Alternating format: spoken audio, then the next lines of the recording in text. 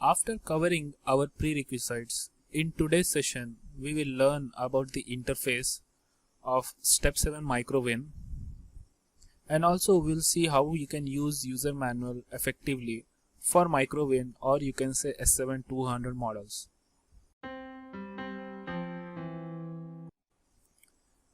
On the screen you can see I have highlighted version 4.0 Step 7 MicroWin Service Pack 9. Double click on it.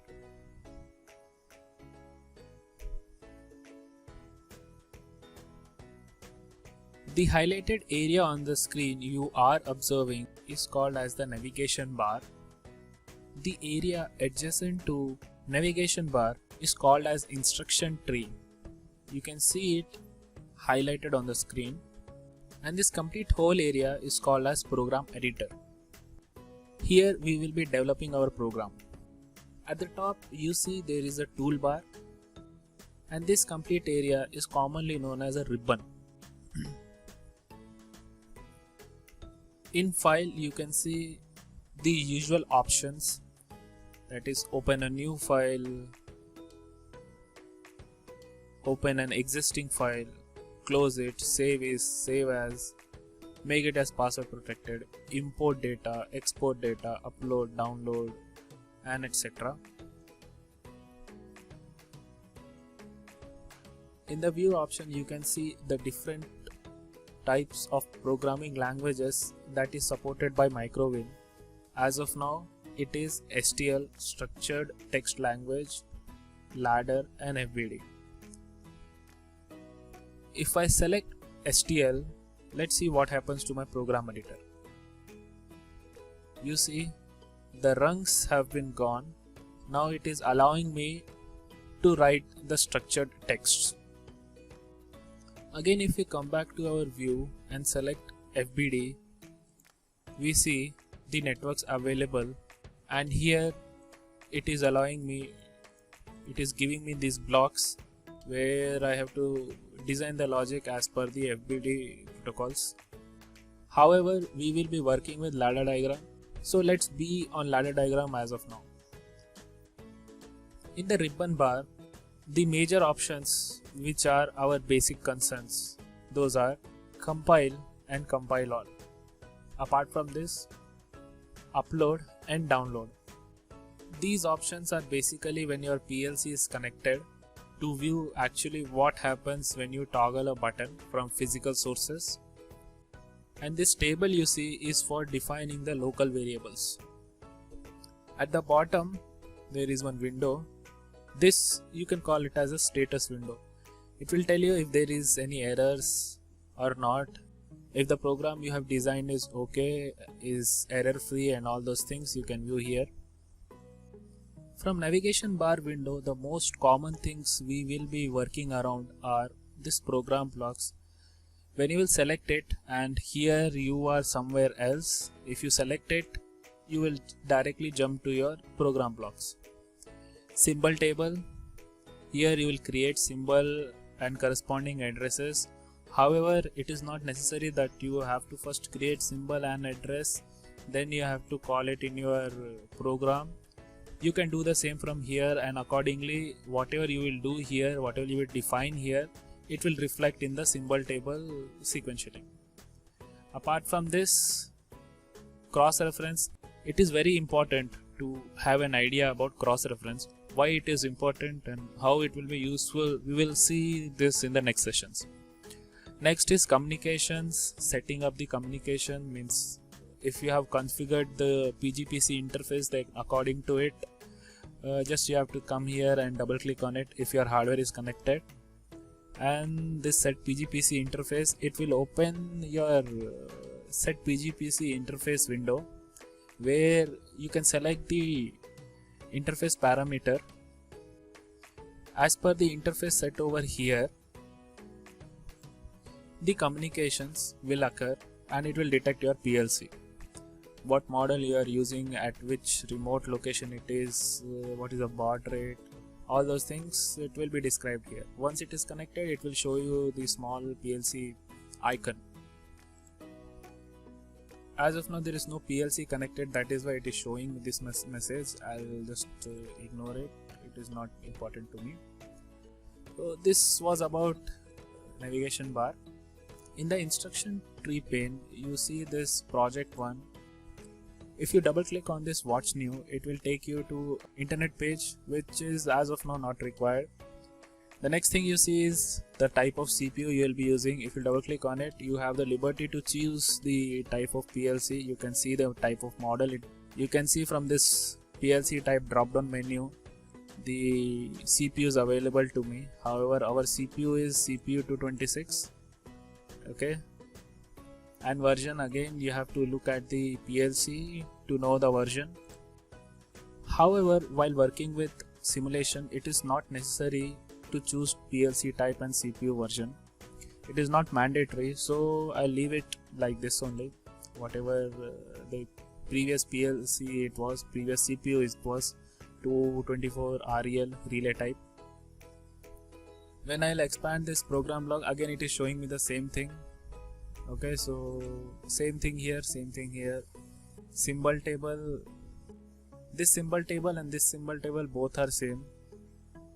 If you expand this, it will show you the name of the table, that's it. Other things are however not required. In the coming classes we will discuss about it.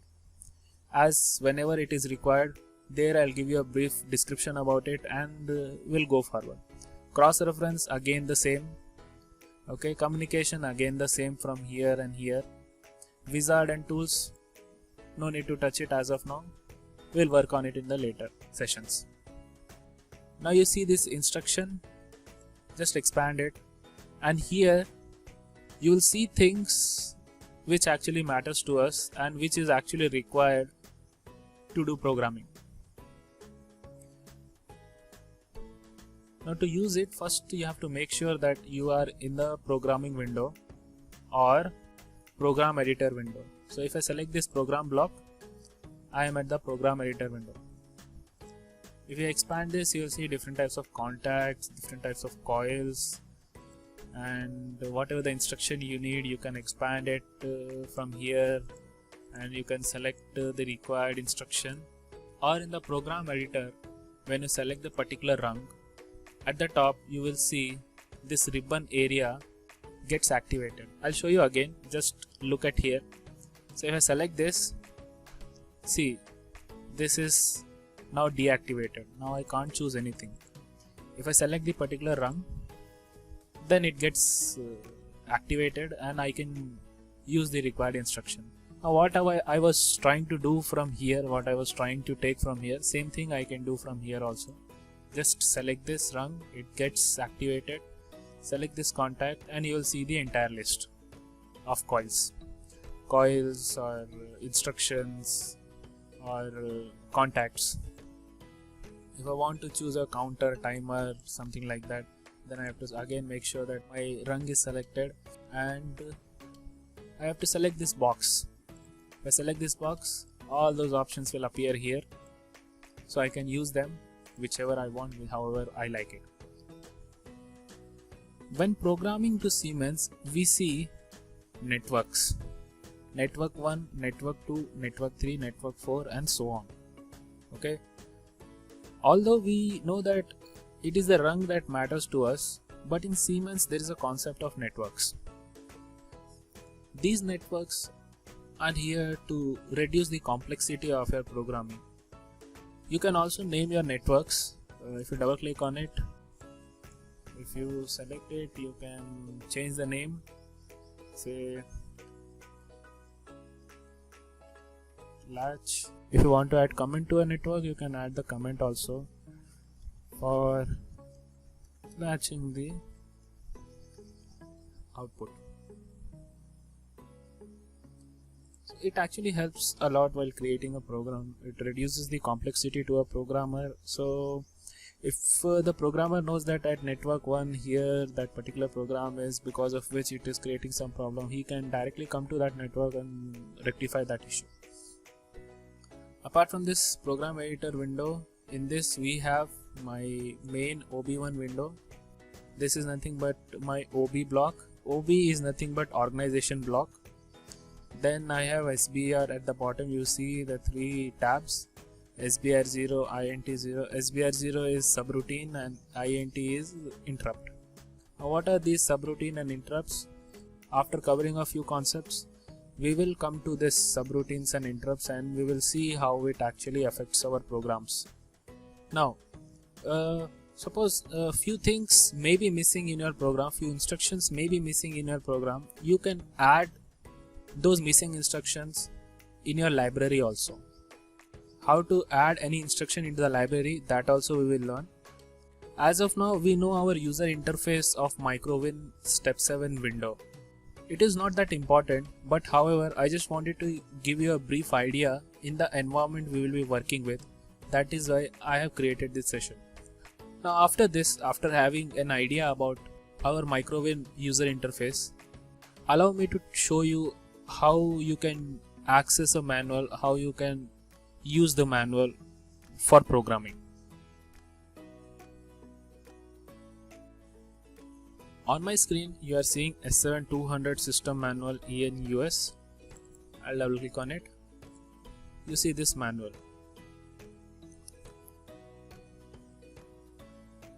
This is a 554 page manual. So no need to worry, you don't have to study everything from the manual. Most of the things will be taught through these sessions. Few things that are required, if you get confused, sometimes this manual may come in handy to you. That is why I advise you all to download this manual from the internet. And if you are not able to download, just leave a comment. I'll share the download link in the comments. And if I see the contents, I can see it is showing me like connecting the S7200, creating a simple program,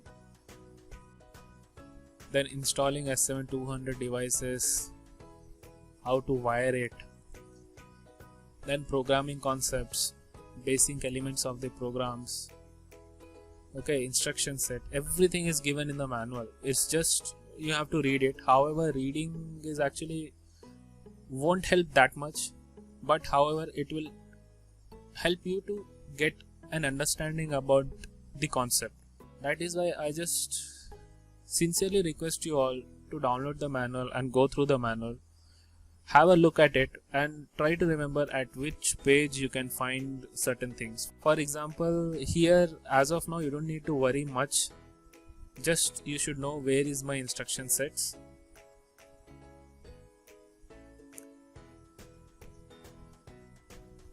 See, these are my instruction sets, and from this bookmark window also, if I try to explore my instruction set, yes, here it is.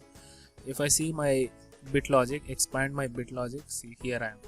So it is showing me the contacts, how it will work,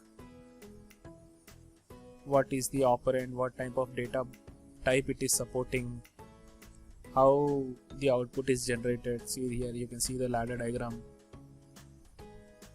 Okay, so the major thing that I wanted to show you is this page number 68 and page number 69. If you come here and you look at our CPU, we will be using CPU 226. See, the manual itself is telling me what all is available to me, how much expansion I can do, how much my CPU is going to support. See, if I see this, it is telling me the user program side with run mode edit, without run mode edit. So with run mode edit, the size can be 16384 bytes, and without run mode edit, it will be 24576 bytes. User data sites 10240. Our major concentration here is the input, output, memory, etc. So if you see properly, if you remember the prerequisites class, in that we have seen the type of CPU we will be using and the number of inputs and output bits it has. As we know, our CPU has 24 inputs and 16 outputs. So it is, if you see properly here, it is showing me the process image input register. It can start from I0.0 and go up to 15.7. So as far as we remember from our prerequisites, the maximum number of inputs I had embedded in my CPU itself was 24 inputs. So after that, if I want to use more inputs, I can expand up to 15.7 for inputs. Similarly, for outputs, I can expand up to Q15.7. For analog inputs, I can expand up to AIW62 for outputs. For analog outputs, I can expand up to AQW62. Variable memory available to me is VB10239. Local memory available to me is LB63. Bit memory available to me is M31.7. Special memory, however, we will be using SM0.0, so don't get bothered about it. Timers and counters and all those things we will be seeing. So just I want you to have an idea about it. Download the manual, read it and go through it. It is available in the page number 68. Now coming to page number 69, it is showing me the ranges. So the bit range for I, it will start from 0.0 to 15.7. See, what we have studied in memory mapping concepts, same thing it is given here, but it is given directly. So I, Q, V, SM, S, T, C, L, timer, counter, local memory, etc. They have given everything here. So this is also very helpful to you. This will come in handy. Apart from this, if you come to the bottom of the page in appendix A, from page number 401, and if you scroll down to page number 404, it will show you the wiring, how the CPU 226 DC wiring is done. About this, as I told you, the syncing and sourcing concepts are required. We will discuss that in detail in the coming classes. Apart from this, you can see S7200 communication port. About this port also we will discuss in detail while doing hardware configuration, while wiring the PLC. So with this, I conclude this session. Thank you everyone for joining and watching Quench Curiosity. My name is Hari and we'll see you in the next session.